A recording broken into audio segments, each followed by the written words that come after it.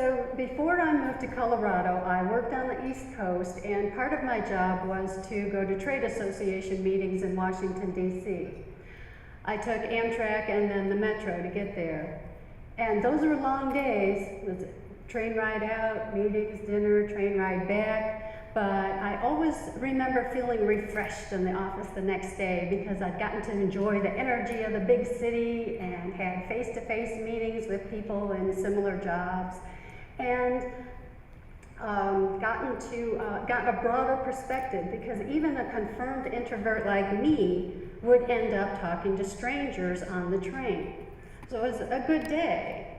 So a couple years into the job, I persuaded my husband to visit the Smithsonian with me. Our plan was to drive to the outskirts of DC and ride the Metro in, but there was no parking at the Metro station, and there was no parking downtown. And as we circled the mall with everybody else looking for parking, Jim got so frustrated, he wadded up the map, pitched it in the back seat, and said, "You're on your own. You said this would be easy." And I said, "I've never driven a car in DC before. Get that map back up here and find us a parking structure."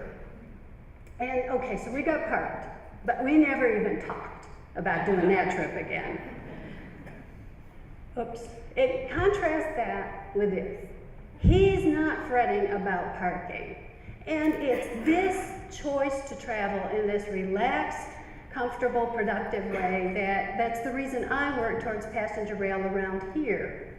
And as I talk to people and explore my motivations for working towards rail, I've begun to view the stress of driving and parking and all that entails as a virtual barrier between you and your destination.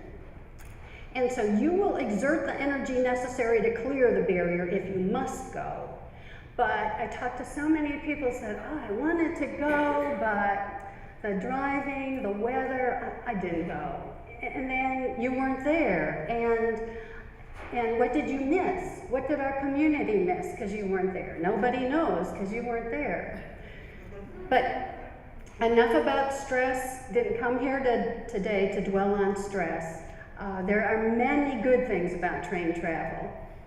It's safer regardless of the weather. It uses less fuel per passenger. It's healthier when walking or bicycling is involved on either end.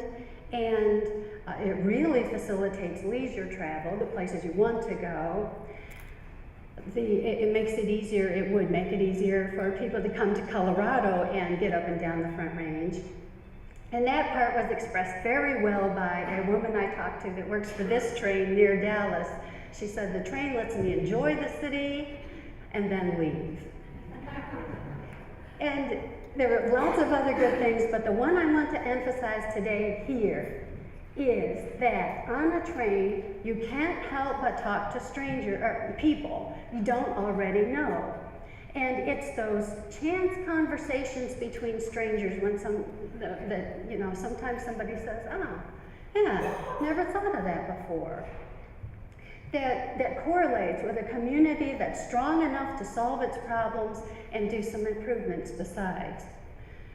Like here, these people are on their way home from a baseball game in Minneapolis, I figure, from the expressions of the two boys. It looks like the Twins lost. But they'll start talking as soon as the photographer leaves. They can't help it, they're comfortable. And they're not packed in like sardines in an airplane, nor are they isolated in cars doing the bumper car thing in the parking lot trying to squeeze out onto the road. They can get up and move around. And if the Front Range had the option to travel in this manner, people would, and then we wouldn't have to view the newcomers as competitors for shrinking road space, but instead as new people bringing new ideas. So, passenger rail. It's as close to us as New Mexico. This is the rail runner that runs between Albuquerque and Santa Fe. On the physical level, it would take us where we want to go, need to go, but on a higher level, it would let us unleash our creative potential.